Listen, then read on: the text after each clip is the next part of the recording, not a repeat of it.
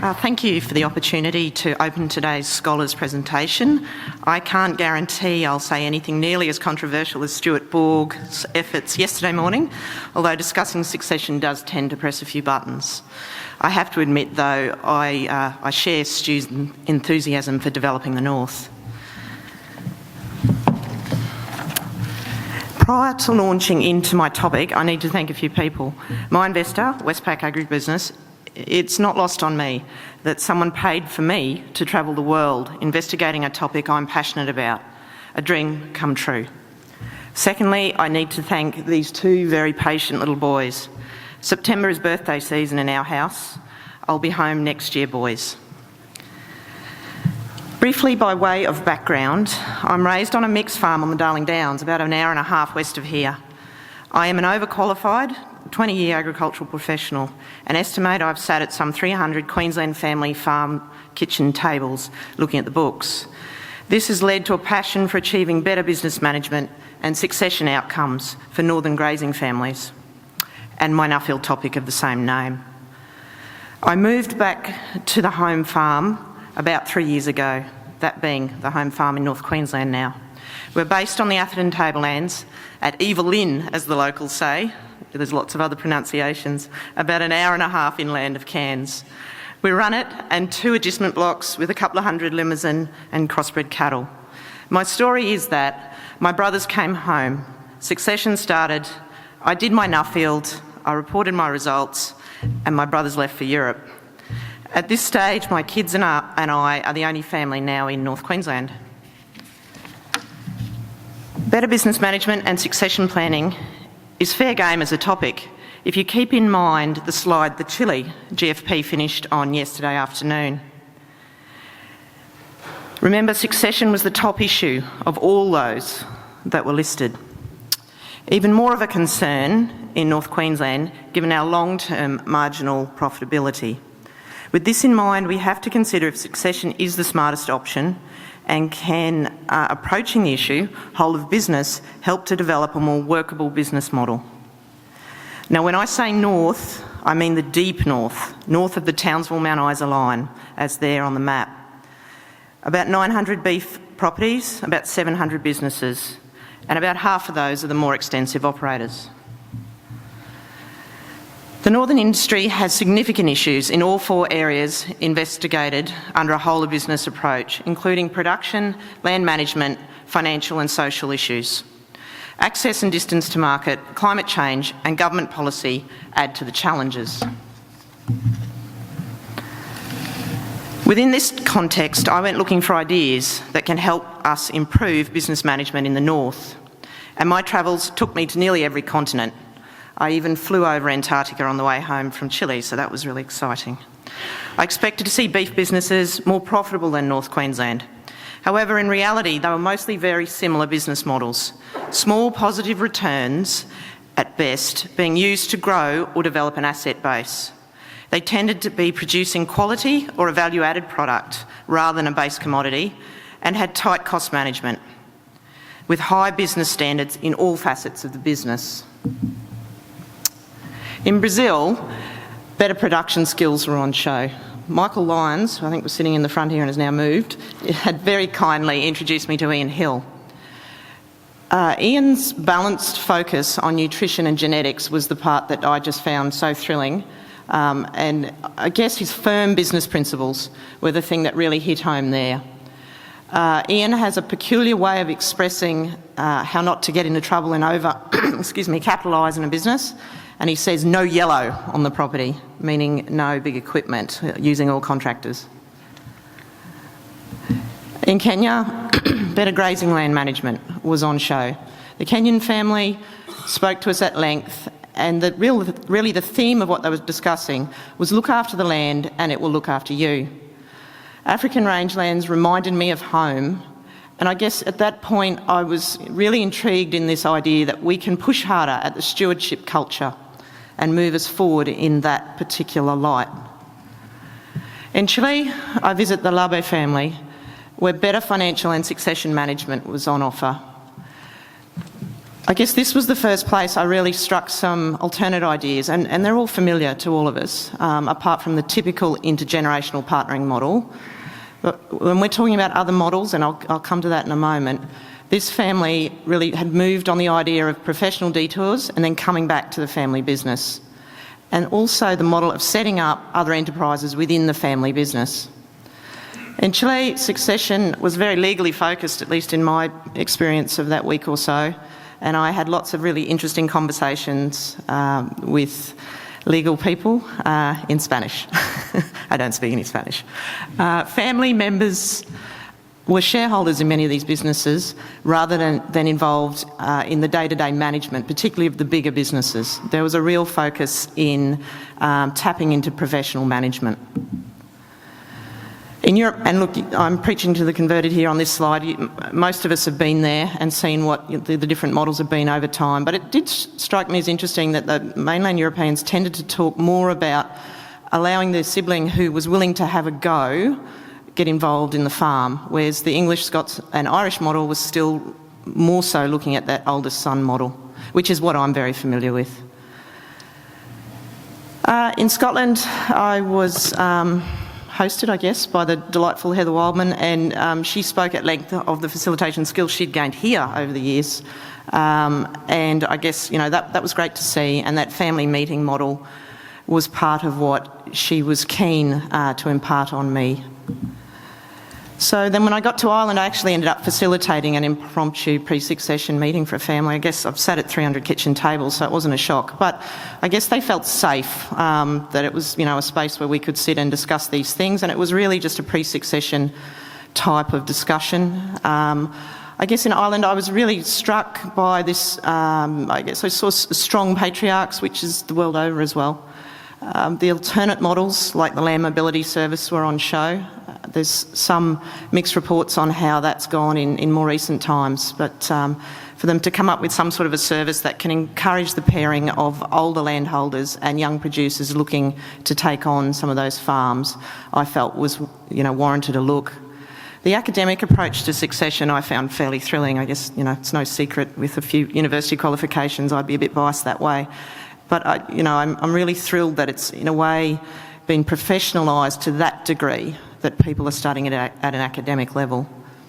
I also attended an organic producer group meeting there, so I really saw a real mix of things. I tried not to just attend beef industry functions the world over. I attempted to look at other industries and take on other ideas. And at this point, producer groups really struck me as a potential model for what we are trying to improve in the north. They were dealing with their 6-week drought over there and weren't coping particularly well. They were genuinely concerned and actually in a fair bit of trouble in that production system. If you don't manage to put away for the winter, you're in strife. So they were very genuinely concerned, and I dealt with some and worked with some really enthusiastic young people that were really under the pump. So that was an enjoyable thing to do in my offbeat counselling kind of way. In Argentina, I was hosted by CREA, and that suddenly all the bells started to ring in my head, and I started to better understand some of the group models we've seen in Queensland in particular in the last 20 years. All the usual things that we all discuss in succession were on show, and for the Lacau family, they were incredibly people management savvy. Roles and responsibilities were well defined.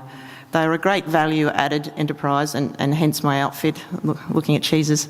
But it was a great thrill to see how they worked in and involved the next generation. But for me, CREA hit the mark, and that has really influenced the next 12 months of my journey following on from my Nuffield travels.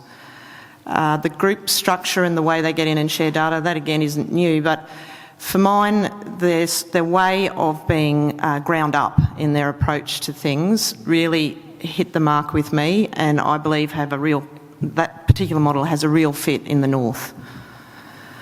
So very briefly, my key learnings, and I had spent nearly 20 years, I guess, concentrating on financial viability, and this process really got the idea of personal viability going in my mind as well.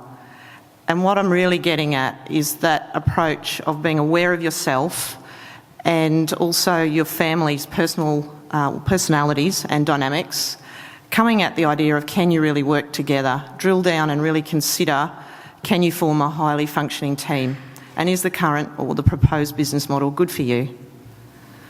The financial side of the viability, those of us who I guess have an economics background or an accountancy background get a bit black and white on these sorts of issues, but I also often see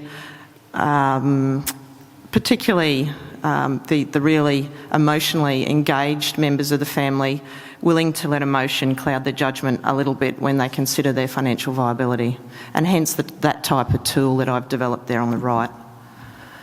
The alternate models, as you're all very well aware, there's all sorts of things you can try, and there's no right or wrong answer for any given family.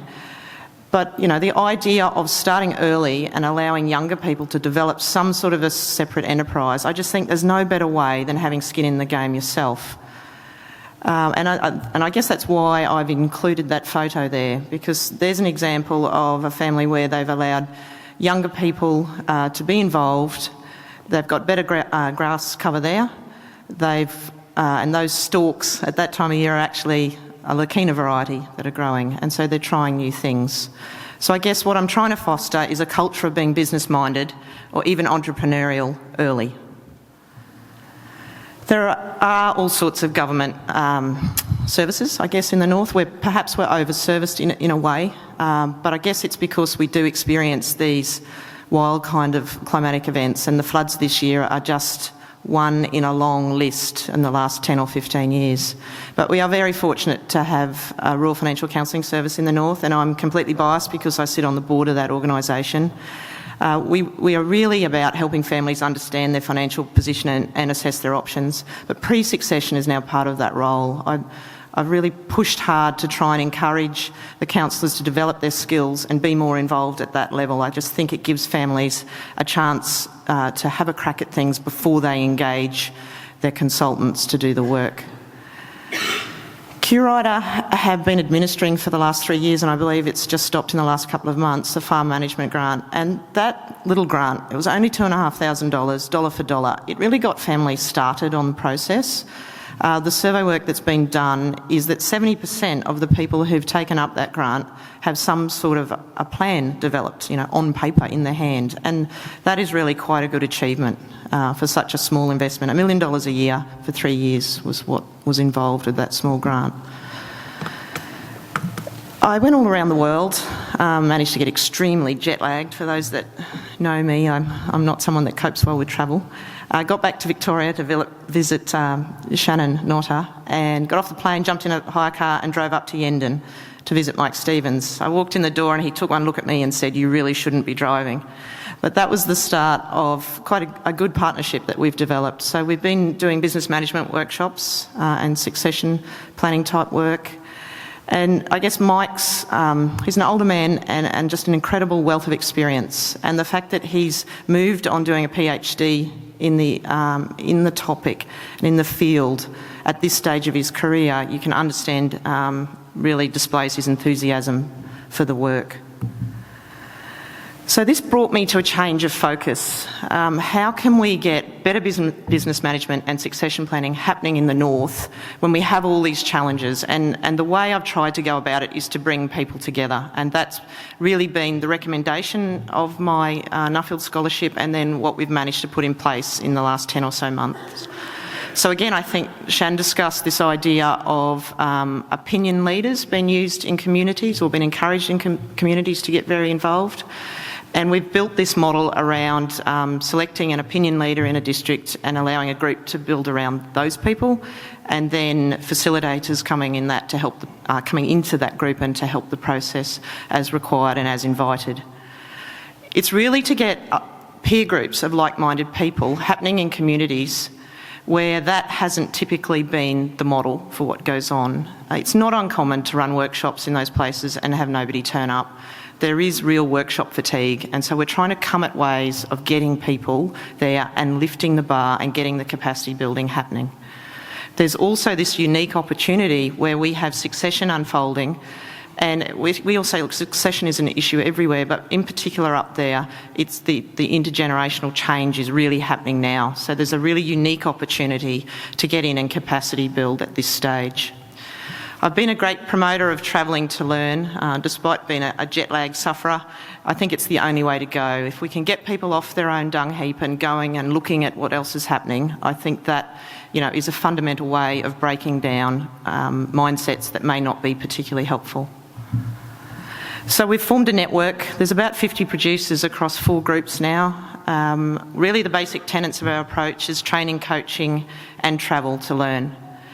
The next step is really developing the leadership skills. So I have a nasty feeling I'm going to be reading a lot of Nuffield applications in the coming years. But I really do enjoy it, and I really do enjoy the mentoring side of things. There's particular things that we've done in recent months, activities throughout July, August and coming into October and November now, and it's really about developing those skills so that we target business management and succession planning ongoingly. The workshops, as in the training that's noted there, the follow-up is the coaching, and I've found in the 15 or so years I've been working on similar stuff that you've got to go back. You get those lovely survey forms where things hit the mark to a degree, and that's fantastic, but then you've got to get back in there and help people, and the face-to-face really helps, and we have a unique opportunity to do that in the far north because there's really not that many producers. The Northern Gulf, for example, is just 180 producers, so it can be done. Just briefly, my industry recommendations. So when I was better business management, I didn't just focus on the bookwork. I looked at the 4 areas: herd, land, the money and the people. And I guess over time, I'm from a seed stock background, so it's in my interest to plug genetics. And I don't really believe that that's the focus for the north to the same degree as it is in lots of other places. We have a problem where we run out of grass at this time of year every year and hang out waiting for storms. So our stocking rate is not matched to long-term carrying capacity. Sorry for the acronyms. I'm just trying to squeeze it in there. So that's stocking rate matched to long-term carrying capacity. I think there's huge opportunities for people to better understand their business, and we've talked a lot here about financial literacy, and I'm also a great advocate of wealth creation early. It's one of the key issues with succession planning is that people don't have their superannuation sorted out, and unless you're putting that away all the way along, it's hard to have enough for when it's needed. So that wealth creation education is definitely part of the focus. Understanding your motivations, and I'm coming back to this personal viability issue. So understand your motivations, the other members of the family, and act sooner. On the home front, it's been tricky. I don't mind admitting that. You can have all the professional knowledge you like. Once your emotions are tied into this thing, it's very difficult. We have made all sorts of improvements in the home farm in the last few years, across the whole gambit of options, from marketing strategies, genetic changes. I should have put some black cattle in there, but Dad might run me out if I did that publicly. But we have been very passionate French pure Limousin people for a long time, and we now have some crossbreds, which is great. Land management, there's grass now, and you can see from that photo there with the children, it's something we really focus on, and the old adage of eat half, leave half is what we try and encourage people to do in the north with those tropical pasture species. The technical advancements, new yards, the whole works, it's all been done, and even better workplace health and safety practices. So the next step is to adopt my own findings and move on one of those alternate intergenerational partnering models. In other words, put my money where my mouth is, I guess, and hop in. It's difficult. It's difficult to be convinced when you can see something that's financially viable, but the personal side of it is difficult. But I still think it's worth being very enthused over and involved with. So thank you.